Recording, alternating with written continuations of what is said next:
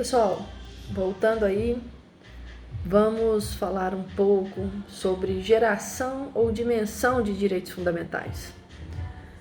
Percebam aqui comigo, vocês podem vislumbrar ou ver a menção desses dois vocábulos, desses dois termos, ou gerações ou dimensões.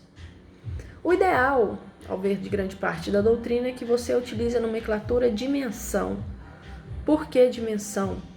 Porque a geração, gente, ela tem uma ideia de substituição. Pensem nas gerações familiares, uma vem e substitui a outra.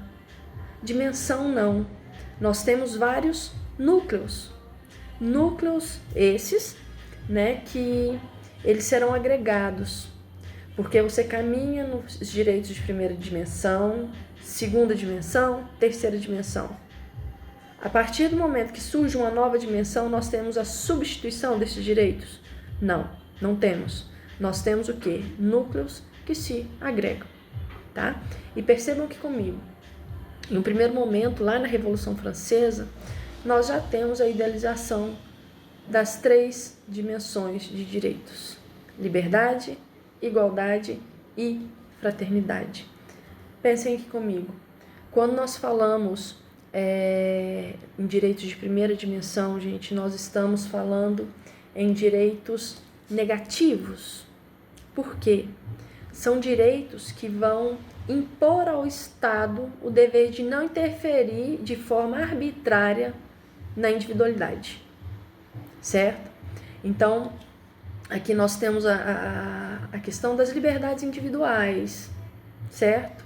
Ou seja, o Estado ele deve se abster de intervir nessas liberdades individuais, certo? Ou se intervir, ele deve fazer de maneira legal. Quais são esses direitos, essas liberdades negativas? Olha, nós podemos falar na liberdade de expressão, na liberdade de ir e vir, na liberdade de crença e de culto, né? Então perceba que esse rol de primeira dimensão, inaugurado lá já no período da Revolução Francesa, gente, nós temos direitos que foram esculpidos com a intenção de quê? De impedir o Estado de intervir de maneira arbitrária na esfera individual, certo? Nos direitos de segunda dimensão, gente, nós temos direitos de liberdade positiva. Por que eu digo isso? Porque aqui eu estou falando em direitos, gente, positivos, em medidas positivas, com que intenção? Percebam que nos direitos de primeira dimensão o Estado ele não vai intervir. Nos direitos de segunda dimensão, gente, o Estado ele já é chamado a intervir para quê? Para solidificar uma parcela de igualdade. Porque direitos de primeira dimensão já não funcionam, isoladamente. Percebam comigo, todos são iguais perante a lei, sem qualquer tipo de distinção. Nós temos aqui direito de primeira dimensão. Agora veja comigo, todos são iguais, praticamente?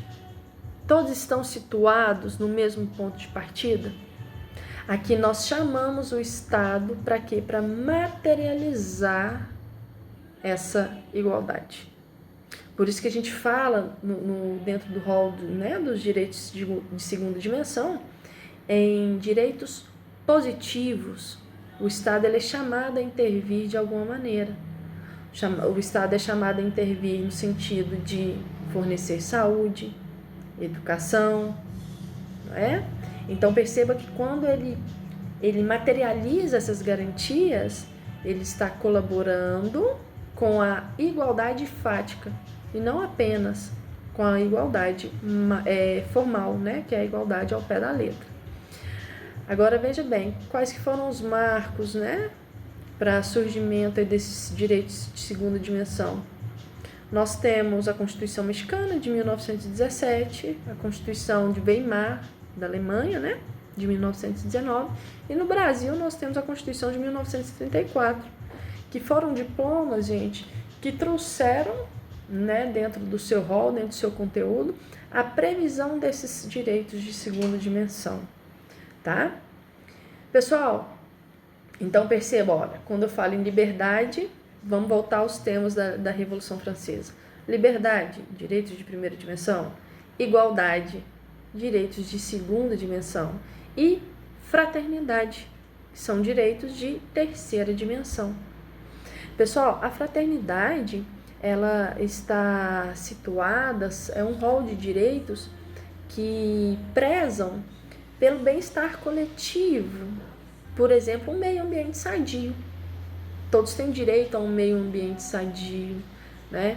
Porque imaginem que nós estamos falando de um patrimônio aqui que é coletivo, né? Que a gente parte de uma ótica, quando que a gente começa a frisar bastante a questão dos direitos de terceira dimensão? No pós-segunda guerra. Por quê? Porque existem atos que a gente pratica numa localidade específica que refletem em outros lugares.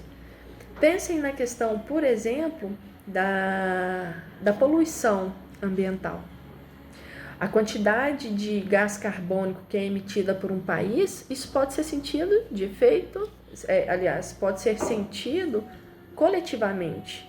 Aí a gente traz a questão do aquecimento global, porque países dentro do seu território específico passam por cima dessa questão da sustentabilidade, passam por cima dessa questão da proteção ao meio ambiente, e isso a gente presencia o quê? Um efeito coletivo, tá? Então, os direitos de terceira dimensão, gente, eles estão situados dentro desse rol.